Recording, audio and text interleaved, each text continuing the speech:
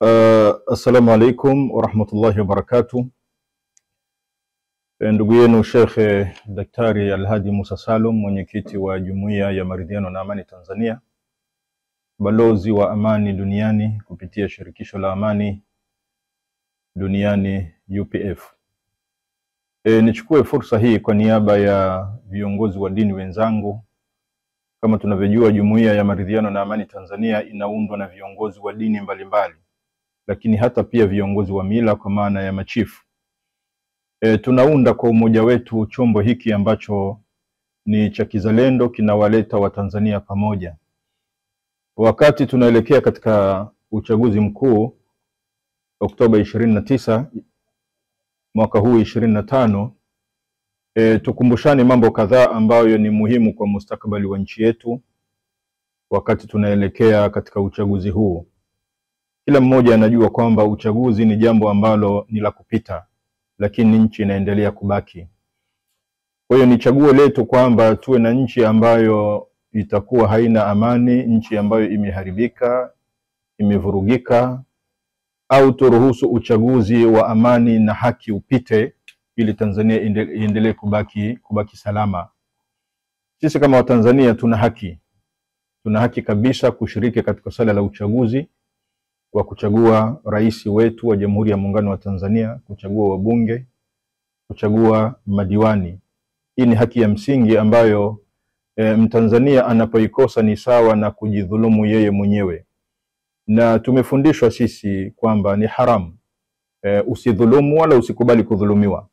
Usidhulumu wala usikubali kudhulumiwa. Kwa hiyo kutoshiriki katika kupiga kura ni sawa na kujidhulumu. Yani unadhulumu haki yako ya msingi ya kumweka kiongozi ambaye utaona kwamba anafaa.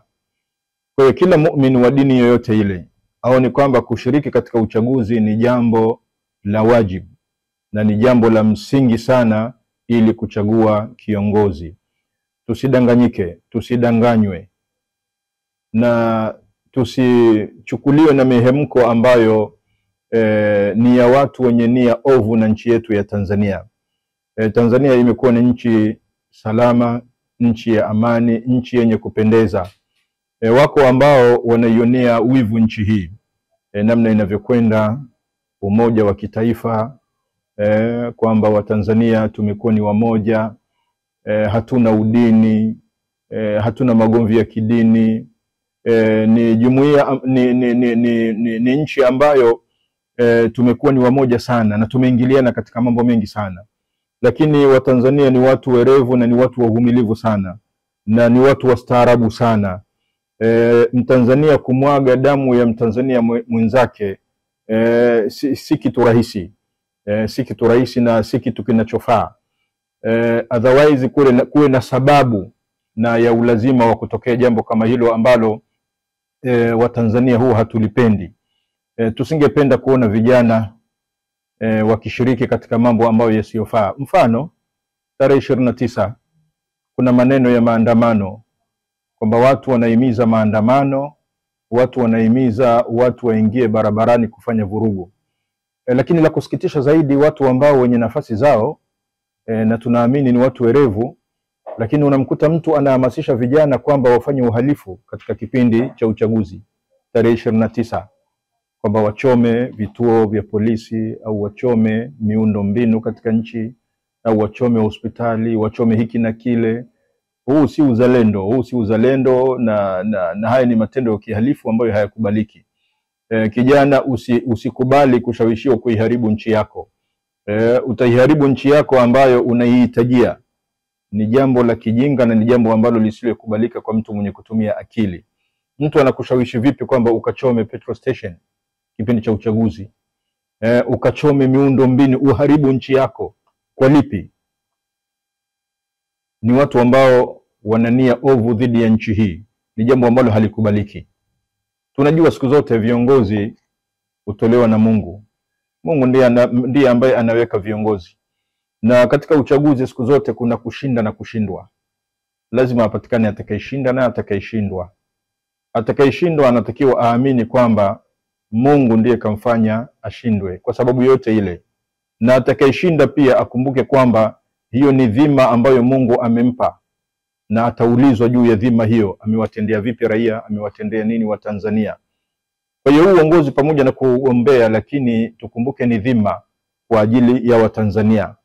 Kwa hiyo si jambo ambalo la mtu kulazimisha, hata kama Mungu hajakukadiria. Unakwenda kwenye uchaguzi, amini kwamba kuna kushinda na kuna kushindwa. Ridhia kwa matokeo ambayo yatakayotokea. Lakini pia tuna vyombo sisi, tuna mamlaka mbalimbali tayari vimekwisha toa maelekezo. Kuna jeshi la polisi linaelekeza piga kura rudi nyumbani. Kuna tume ya uchaguzi imetoa maelekezo yake namna wananchi watakavyoshiriki katika uchaguzi. Lakini kuna msajili wa vyama ametoa maelekezo namna watu watakavyoshiriki katika uchaguzi. Hizi ni mamlaka zetu ambazo ziko kwa mujibu wa sheria.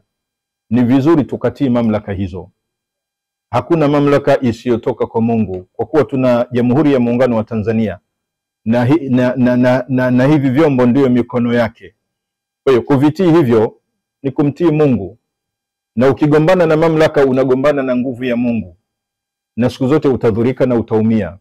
Na hiyo ndiyo sunna, ndiyo desturi katika ulimwengu wote ule. Mamlaka iliyo madarakani ni lazima itiiwe. Isipotiiwa madhara yake huwa ni makubwa. Kwa hiyo sisi kama Watanzania tusiwe ni watu wenye kuiga, kuchukua fikra za watu wengine, hasa vijana. Tuwasihi sana vijana, ni taifa la leo na ni taifa la kesho. Watanzania wanawasubiri, hasa wasomi. Tusiwapotoshe vijana wenzetu wengine kwa kuwafanya kuwa ni chambo, kuwaingiza barabarani wakati sisi tumekaa kwenye maofisi yetu tunasikilizia. Tukawatia watoto watu vilema, ulemavu wa maisha. Wengine wanaweza kupoteza haki zao. Ukiwatia watu barabarani kufanya maandamano, wataharibu mali za watu, uharibifu utatokea, lakini hakuna natija. Natija itakuwa ni kuwafurahisha tu maadui wa Tanzania wasioitakia nchi ya Tanzania yale ambayo ya sawa sawa. Kwa hiyo ni vizuri, bahati nzuri serikali yetu ni serikali sikivu. Serikali ya Daktari Samia Suluhu Hassan, tunajua sisi kama Jumuiya ya Maridhiano na Amani Tanzania tunafanya maridhiano kati ya Watanzania na wanadini, lakini mama amekuja na 4 Rs. 4 Rs moja yake ni ile maridhiano, na amekubali kufanya maridhiano na wanasiasa. Tunaona mama amefungua milango ya kidemokrasia, amewakaribisha wanasiasa kuzungumza, amewakaribisha wenzake, amefungua milango ambayo kabla haikuwepo. Sasa ni vizuri basi tukaona kwamba tunaridhiana, tunazungumza, tunasafiri katika chombo kimoja. Kuna kisa kimoja ni wakumbushe cha watu ambao walikuwa wakisafiri katika chombo fi safina, wanasafiri pamoja wakiwa baharini. Walipofika katikati ya bahari, akatokea mmoja anakigonga kile chombo, anagonga lile jahazi kwa kutumia nyundo mahala alipokaa. Wakamuuliza, unafanyaje hapo bwana? Akasema, hapa ni kwangu mimi, ninafanya ninachotaka. Lakini wako baharini pamoja, kwamba katika eneo lake anafanya anachotaka. Wakamwacha, wakaendelea. Kilichotokea, alivyoendelea kugonga kile chombo kikatoboka, maji yakaingia. Yalipoingia, kilichotokea, aliangamia yeye na waliangamia wote. Kwa nini? Kwa sababu mmoja ambaye alikuwa anahatarisha amani ya nchi akachekewa, akaachwa, hatimaye jahazi zima lilizama. Na siku zote ukubwa wa moto utokana na cheche. Cheche ndogo ndio ambayo inazalisha moto mkubwa. Kwa hiyo cheche ya namna yoyote isifumbiwe macho. Kwa kila Mtanzania aone kwamba cheche hii ni adui wa amani ya nchi yetu ya Tanzania. Tusiache, kwa sababu itakuwa ni moto mkubwa. Kwa hiyo mimi niwasihi kwa niaba ya viongozi wa dini kwamba siku zote tunapenda maridhiano, tunapenda mazungumzo. Wanasiasa tunawasihi sana, isiwe ni sosi ya kuharibu nchi yetu. Wanasiasa tunawaomba sana wailinde nchi yetu ya Tanzania. Sisi viongozi wa dini tunakataa na tumekubaliana.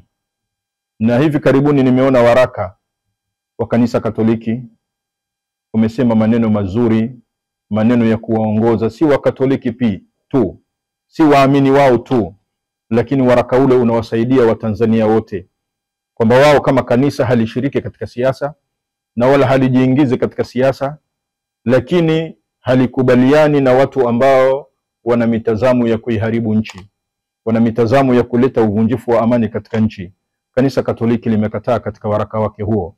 Tunapongeza sana, hizi ni juhudi za kizalendo, na sisi kama viongozi wa dini wengine tunaungana katika hali hii kwamba tusitumike vibaya kuiharibu nchi yetu iliyo nzuri. Watu wanatuonea wivu. Kama kuna dosari, hakuna kiongozi ambaye ni malaika. Viongozi wote ni binadamu. Hakuna ambaye aliyekamilika. Tunaweza kuzungumza, na ndio tabia yetu wa Tanzania, tukamaliza mambo yetu bila ya mjomba, bila ya mtu yoyote kutuingilia. Hii ni nchi yetu na sote tunatakiwa tuwe na uzalendo na uchungu wa nchi hii. Tukapige kura, tushiriki, tuchague, tufate taratibu zilizopo. Uchaguzi utakwisha, lakini Tanzania itaendelea kubaki salama. Mungu ibariki Tanzania, Mungu ibariki Afrika. Asanteni sana. Niwakumbushe pia vijana wetu ambao wanadhani kwamba amani haiwasaidii. Amani ndio kila kitu. Maendeleo yako yatatokana na hiyo amani.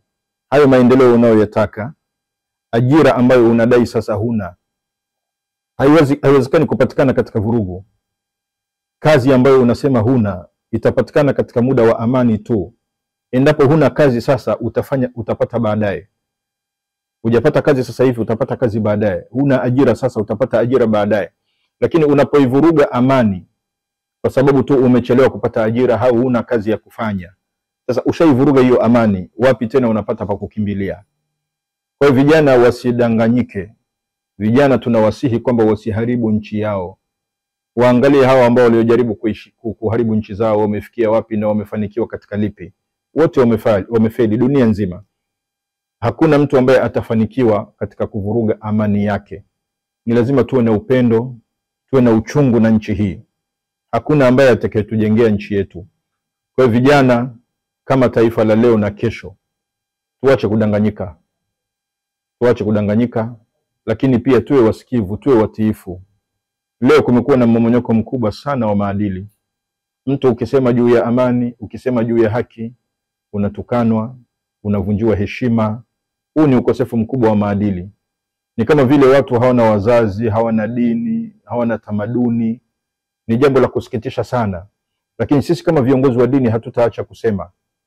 Watu watukane mahama watakavyotukana, kusema juu ya amani na haki ya nchi yetu, tutasema tu.